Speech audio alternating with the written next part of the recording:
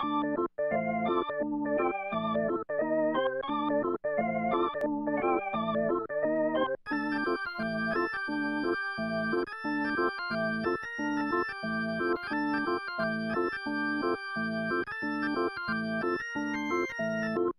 guys, it's been a while, but I'm back, briefly at least. And before I get on with this review, I'm gonna explain a few things. I'm gonna update a little, and pretty much explain why there has been such a hiatus lately with the Batman animated series reviews. That's because this next, the next episode I'm going to review is a two-parter, and two-parters generally are much more difficult to review, at least for me. And it was a miracle that I got the Two-Face review out as quickly as I did, because that was really hard. But now with school, the school's getting tougher, much more work, the work's getting more intense. I feel like right now, at this current moment, I can't really put my full effort into that Cat in the Claw review. And so when things calm down a little at school, I'll get right to doing that. Hopefully, I'll be back to doing the Batman animated series reviews after Christmas break. Hopefully. By the end of January, around there. So the hiatus will continue probably I definitely won't be able to do more Batman animated series reviews in December. But hopefully in January I'll be back with that. And so you'll say, so wait, if you can't do the Cat in the Claw review, why are you doing this? Because comic book reviews generally are easier to do, for me at least. And that's because I don't have to do the whole screen grab thing, because that's really, really difficult. It's really not difficult, but time consuming, and time is something that I don't have a lot of at this current time. And also, with the screen grabs, editing becomes a big task. And so with the comic book review, I can talk about the comic, and since I can't really get, panel for panel, all I have to really work with is covers. And so that really simplifies my editing process a lot, no matter how long the video is. So that's why I'm doing this. So this month of December will be comic book reviews. And I can't really say how many I'll do this month, but I'll at least do one more this month. This and one more, at least, at the very least. So I plan December, towards the end of December, before Christmas, shortly before Christmas, I'm going to review Batman Noel, which I promised when I reviewed what's it called? Christmas with the Joker. I said I might review Batman Noel for the holidays, and so I'll do that. I'll review Batman Noel before December's over, before Christmas. So that's gonna be the next review, probably after this one. So guys, I'm really sorry for the hiatus of Batman the Animated Series reviews, but the quality would suffer if I did it right now, and I'd love to do the best job possible with that. So I really appreciate your guys' support, and my subscriber count has gone up, and I really appreciate that. You guys are awesome, and I hope I can keep up the animated series reviews to the best quality that I can. But anyway, now that, wow, 4 minutes almost, and so now might be a good time to get on with the review of Peter David, Marvel Visionaries, Incredible Hulk, Volume 8. What can I say? Peter David is simply the man. Actually, Stan is, quote, the man Lee. But anyway, Peter David is probably one of the best writers the comic book field has seen in its entire history. The man has written every type of story and every type of character in comics. In many cases, he has taken some of the more popular villains and added much complexity to them that is usually not there. An example off the top of my head would be how he wrote the Sandman in his run of Friendly Neighborhood Spider-Man. He gave Sandman the motivation of wanting to leave a mark on the world that will last forever, in this case killing Spider-Man. Virtually everyone agrees that Peter David's best work is his 12-year run on The Incredible Hulk, which Marvel has done a great job of collecting in these Visionary volumes. I've already reviewed volumes 2, 5, and 6, but those reviews are not of the best quality, I'll say that right off the bat. So I'll take a chance with this review to state my views on Peter David's Hulk work more concisely. Having said the volumes I reviewed and own, you'll notice they are a bit scattered, 2, 5, and 6.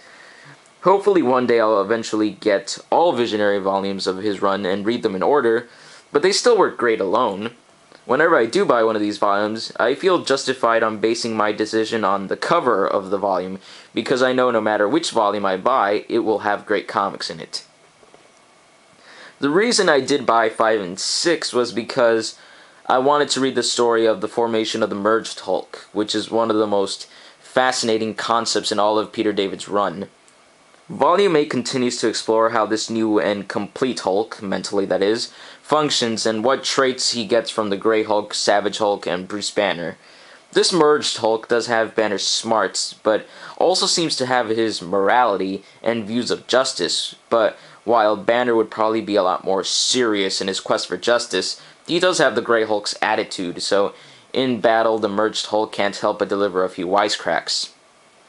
Volume 8 puts the Hulk in a wide variety of situations, and there is even more fighting and action here than in the past volumes I've read, and those still have quite a bit of action. Even so, Peter David never skimps out on developing all his characters and puts them through emotional challenges, not just physical. A great summary of this is actually the first story arc of Volume 8, War and Pieces. There's plenty of over-the-top action, with the Hulk using giant guns and fighting X-Factor, but there is a lot of exploration of the idea of how politics and religion affects people.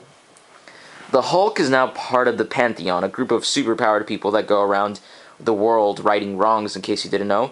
And as you can imagine, that can go into very complicated territory in the modern world with international politics. War and Pieces addresses whether it's right or wrong to go around the world overthrowing leaders and where the line should be drawn. The main antagonist in this arc is a dictator called Farnock Dawn, who considers himself the will of God, and that he does not owe his people anything but that they owe their lives to him for that reason.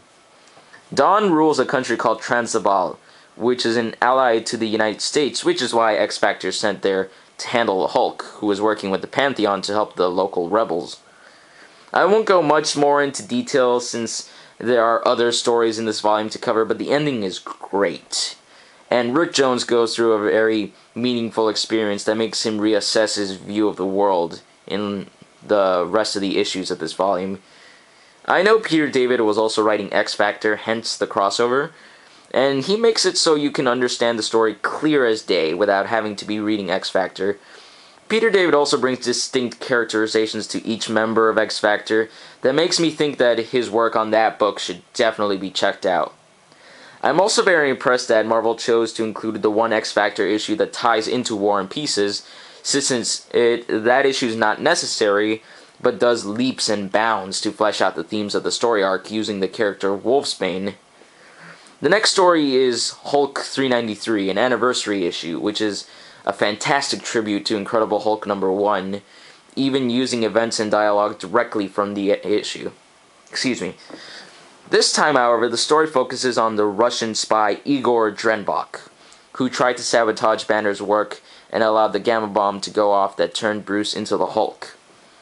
The main idea the story centers around is whether or not the Hulk is a monster or hero, and Drenbach is used in a great way to flesh this idea out. At the end, Drenbach even directly addresses the reader, for reasons I won't spoil here. There is also a backup story written by Peter David as well, following a con man who encounters the Hulk in each stage of his Hulk persona, which is very interesting to look at how the Hulk has evolved over time. This backup story is also quite funny. The anniversary issue also contains a complete psychological profile of Bruce Banner by Doc Samson that does wonders to explain every single facet of Hulk's character and development over the years. The next issue is another standalone story, but this one introduces an alien race called the Trojans that will develop into a major story arc in later volumes. One of the members of the Pantheon, Atlanta, is missing in the Himalayas, being stalked by a Trojan regarded as a noble on his planet called Trauma. The two of them had been fighting for a while because Atlanta killed Trauma's brother, but this time he reveals that he has fallen in love with Atlanta, which plays into the future story arc. The issue is pretty much Hulk and Trauma duking it out in the Himalayas, but lays the groundwork for the Trojan War story and continues to develop the characterizations and dynamics in the team. I especially like this small conversation Paris has with his brother Ajax, who has an obsessive fixation with Atlanta and really badly wants to help with the search. And Paris half insults Ajax while telling him all the reasons he is an impractical choice for the search. Paris is so snobby throughout the entire book, but because he has a devious sense of humor, I am always interested whenever I read his dialogue. Now we move on to Hulk Annual number 18, which is the first part of a 4-part Defenders reunion. This trade only collects that first part, and has a page to tell the reader what happened in the 3 other parts. I'm actually fine with this, because I don't have that big a stake in the Defenders.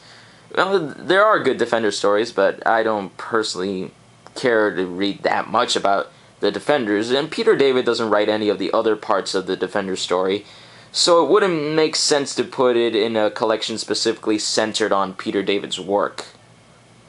What I will say about this Hulk Annual is that it's an unbelievable amount of fun. I mean, it starts with the Hulk and the Thing arm wrestling with a bunch of supervillains attempting to even make them flinch. I really skimp out on the details of this one because I'm not reviewing an entire story arc, so all I'll say is that a book is causing a lot of evil magic to go around, and the Defenders need to get to the bottom of it. A major fun factor to this annual issue is that Namor gets trapped inside Rick Jones' body.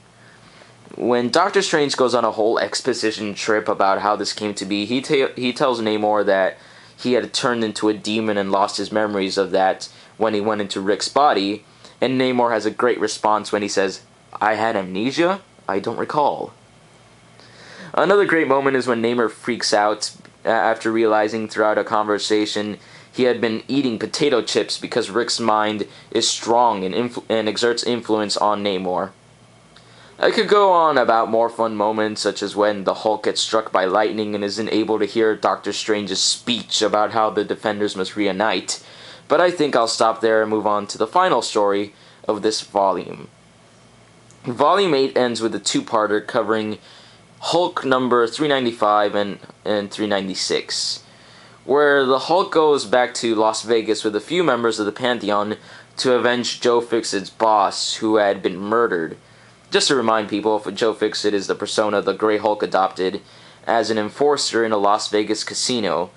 The fact that the new merged Hulk goes by the name of Mr. Fixit shows that the Grey Hulk is still an integral part of his personality. It was always lots of fun to see the Grey Hulk completely dressed in a high-class tuxedo, and it's just as much fun to see a green-skinned Hulk wear that as well. This might be getting repetitive, but this is another really fun story, though this time it's a complete story, not just one part. While the Hulk is investigating the gang that murdered his old boss, the Punisher is also in town doing the same, and the two are forced to work together. The Hulk and Punisher have a nice banter, though they're not really at odds that much. They work pretty well together. Still, they all do some nice detective work to incriminate the gang so the police can arrest them.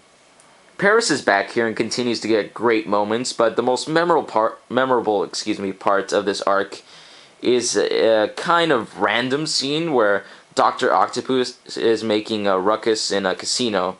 I love that Doc Ock has this attitude that he was just there to unwind like on a vacation, but the casino owners freaked out because he's a known criminal.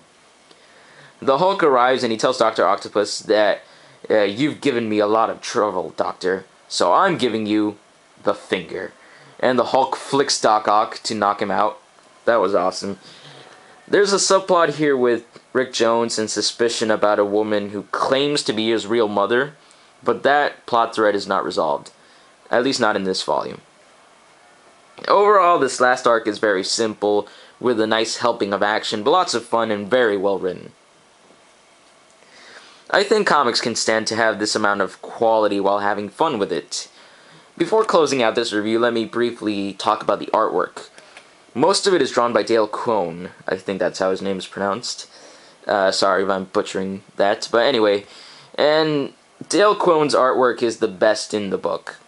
All his character designs look good, but not excessively detailed, and his action is very dynamic. Dale Cohn's work on The Incredible Hulk overall has some very iconic-looking images, including promotional art for the character on merchandise, and is probably some of the best in all of Peter David's run. Unfortunately, the artists that draw the few issues Cohn does not work on ranges from okay to slightly above subpar. Both the artists on the annual and trauma issue have some very odd-looking faces on the Hulk. I especially don't like how the Hulk is drawn in the annual, which is by an artist named Kevin Maguire. I mean no offense to the artists who work on those issues, since those still have very dynamic action, but perhaps the fact that their work is alongside an artist of Dale Cohn's caliber makes the art in the issues look weaker. I of course recommend Volume 8 of Peter David's Hulk run, but I would recommend any of these Visionary volumes. Each one has a consistent tone, but this one has the most fun of any of the ones I've read, and there's still great storytelling, especially with War and Pieces. And each character has great and believable dialogue. Speaking of dialogue, Peter David seems to like to have the Hulk quote the Terminator a lot. I absolutely suggest you go and pick this up, because it's that good. Next time you'll see me, I'll definitely do that review of Batman Noel. So I'll see you then. Thanks for watching.